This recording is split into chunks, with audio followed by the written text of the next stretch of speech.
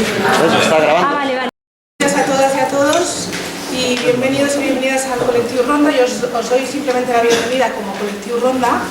Estamos hoy aquí esta mañana en el aula Ronda, esta sala de reuniones que tenemos como colectivo y que ponemos a disposición pues, de las asociaciones amigas y con las que colaboramos y de nuestros clientes y abonados, etcétera. Y simplemente es esto, daros las gracias por estar aquí, desear que esta jornada sea pues, muy fructífera y que tenga una continuidad de futuro y el tema pueda seguir avanzando y se pueda seguir creando en esta línea. Y simplemente nada más doy la palabra a la siguiente ponente. Gracias, hola, buenos días también. Soy Carmen Gómez de Bonilla, soy la vicepresidenta de Adquira y bueno, os doy las gracias por haber venido a esta jornada. También quería agradecer la colaboración de Oikos y en especial de Monse, sin ellos no hubiera sido posible esto. También al Centro de Análisis y Programas Sanitarios, CAPS, y su inestimable ayuda continuada, al Colectivo Ronda y su abogado también, Jaume Cortés. Sin ellos no estaríamos hoy aquí, y no me refiero solo aquí físicamente, sino aquí en el momento en que estamos de concienciación sobre los riesgos químicos y de radiaciones, después de años de lucha en los juzgados partiendo casi de la nada. Y por último, y no menos importante, el Ayuntamiento de Barcelona, pues sin su aportación económica tampoco hubiera sido posible la organización de esta jornada. Pero sobre todo, nuestro más profundo agradecimiento a los doctores Oli Johansson, Carme Valls y Emili Mayayo, y sin su generosa y desinteresada colaboración tampoco habría sido posible organizar este acto. Pido disculpas en nombre de la doctora Valls, ya que no ha podido estar todavía aquí porque está llegando de Valencia por un premio que le dieron ayer y en breve estará con nosotros. Así que bueno, ya veis que tenemos muchísimo que agradecer y la mejor manera de hacerlo es que con la información que hoy conozcan aquí hagan la mayor difusión posible para intentar cambiar el rumbo de esta deriva tóxica a la que están llevando a nuestro mundo. Les dejo con el doctor Oli Johansson, profesor asociado, director de la Unidad de Dermatología Experimental del Departamento de Neurociencias del Instituto Karolinska de Estocolmo, de Suecia. El profesor Johansson ha estudiado a fondo el fenómeno de la electrohipersensibilidad y en los años 80 él mismo acuñó el término de dermatitis de pantalla, debido a las quejas por los problemas visuales, dolores de cabeza y abortos involuntarios que denunciaron los usuarios en el gremio de la prensa, las editoriales sobre todo. Gracias al profesor Johansson y su equipo, la electrohipersensibilidad hoy en día está totalmente reconocida como discapacidad funcional en Suecia. Los electrohipersensibles suecos tienen una asociación que pertenece a la Federación de Discapacitados Suecos, con todas las ventajas legales que esto compone. El doctor Johansson ha recibido varios premios y participa y colabora en conferencias tanto en Suecia como en el extranjero.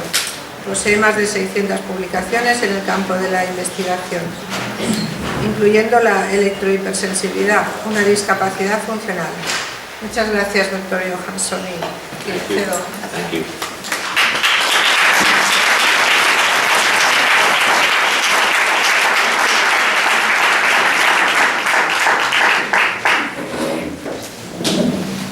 It's a tremendous honor to be here. I'm very happy to have been invited as a guest lecturer today. And I will just start to introduce myself. And we have an interpreter here that will interpret into Spanish for you. I will talk a little bit about health effects of electromagnetic fields. And I'm a neuroscientist, and I work at the Karolinska Institute. You see me down here.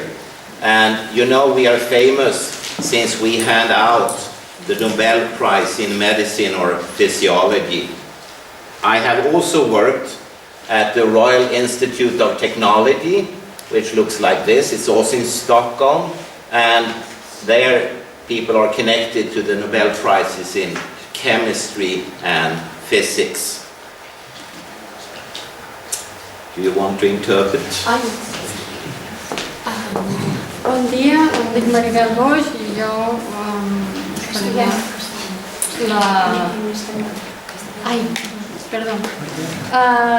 Soy Maribel Boix y yo os voy a traducir lo que el doctor Johansson os va a ir diciendo. Ha dicho que es un honor estar aquí, que va a hacer una presentación de él mismo y de su trabajo. Ahora mismo va a hablar de los efectos en la salud. Ha trabajado en el Instituto Carolingio en Estocolmo. El Instituto Carolingio es famoso por tener personas que han ganado, a los cuales les ha sido otorgado premios Nobel en medicina y en fisiología. Después ha trabajado también en el Royal Institute también de Estocolmo, que también es famoso porque ha tenido gente que también ha ganado premios Nobel en química y en física.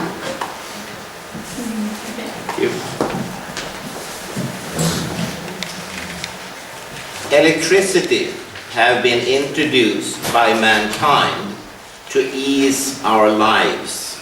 Thanks to that, we can have electric light, we could run computers, and we can use electricity in our daily work. And of course, when electricity was introduced, it was only for good reasons. But very soon, first in the United States, Norway and Sweden, certain persons started to claim adverse health effects. And the idea about electrohypersensitivity was born. You want to interpret that?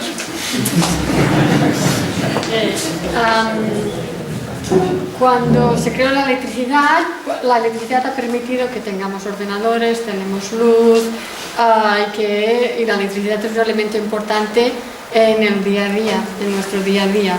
O sea que hay buenas razones para tener electricidad, pero a partir de su invención, muy pronto, en Estados Unidos y en Suecia, empezaron a aparecer personas que tenían hipersensibilidad a la electricidad.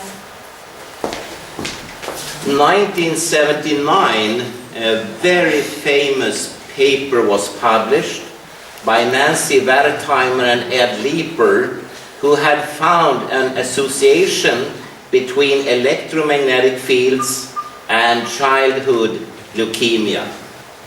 And that was a start of a very important field, which led to that the World Health Organization has cancer classified power-frequent magnetic fields, which is a long word for household electricity.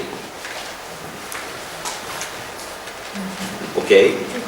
Yeah? If we then talk about electrohypersensitivity for a few moments, in Sweden and actually all over the world, in all countries that are members of the United Nations, it is classified as a functional impairment. That means it's not a disease. As doctors, you have nothing to do with it. It's for the municipalities and the special civil servants that deal with disabilities or nowadays functional impairments. And as you have noticed, I am functionally impaired. I cannot speak Spanish. And this is the United Nations definition, meaning that every person in his or her life many times will be functionally impaired. You will be when you come to Sweden if you cannot speak Swedish. And at the same time, and this happened in the year 2000, the Nordic Council of Ministers classified the symptoms as an occupationally related symptom-based diagnosis according to the ICD-10 diagnosis criteria, meaning that you can prescribe medicines for a person that has a functional impairment. When I cannot speak Spanish, I may get a headache. and then I can go to you and you give me some aspirins. So the symptoms you can deal with, but not the functional impairment. Ok. En Suecia y en los países de las Naciones Unidas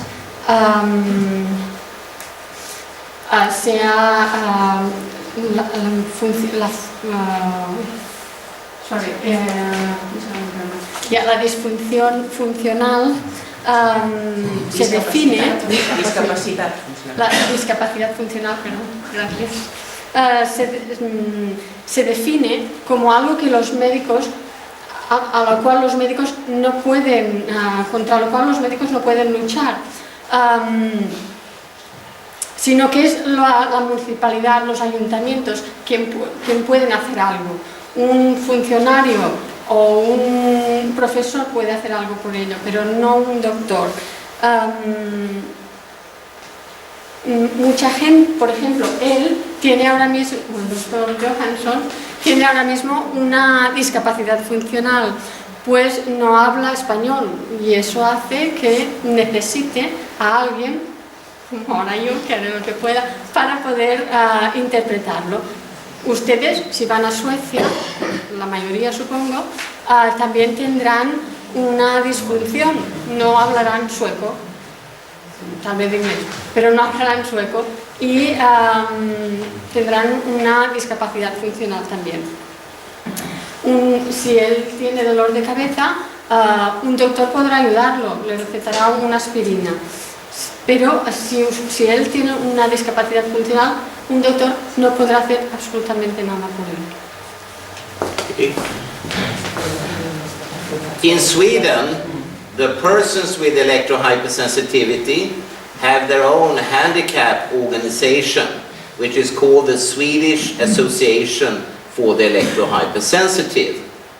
They are also included in the very big Swedish Disability Federation, and a lot of law texts apply to them.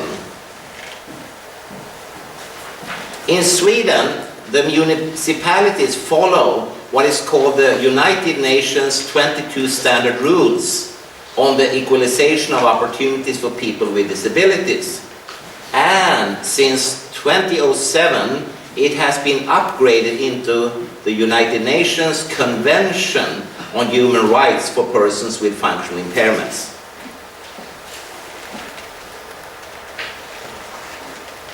And my whole lecture can actually be summarized in one sentence when we talk about electrohypersensitivity, because all people with functional impairments, such as electrohypersensitivity, are entitled to have an equal life in a society based on equality. I didn't write this. The United Nations wrote this. And they also say that one of the most important principles to achieve this is the one about complete accessibility. So people with different impairments should have accessibility to everything, regardless of what kind of impairment they have.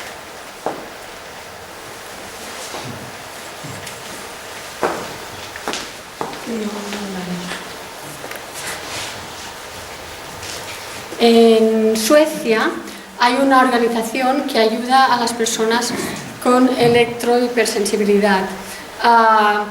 Muchos textos, muchos informes hablan de esta disfunción de estas personas. Los ayuntamientos, los servicios sociales siguen unas normas para ayudar a las personas que padecen esta disfunción y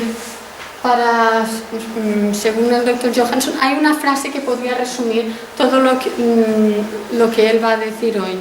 Una frase que es: cada persona tendría que vivir una vida igual, una vida igualitaria en una sociedad basada en la igualdad. Él no ha escrito esta frase, es una frase sacada de las Naciones Unidas, que las Naciones Unidas llegó. Para llegar a eso, ¿qué se debe hacer? pues facilitar una completa accesibilidad a todo a estas personas.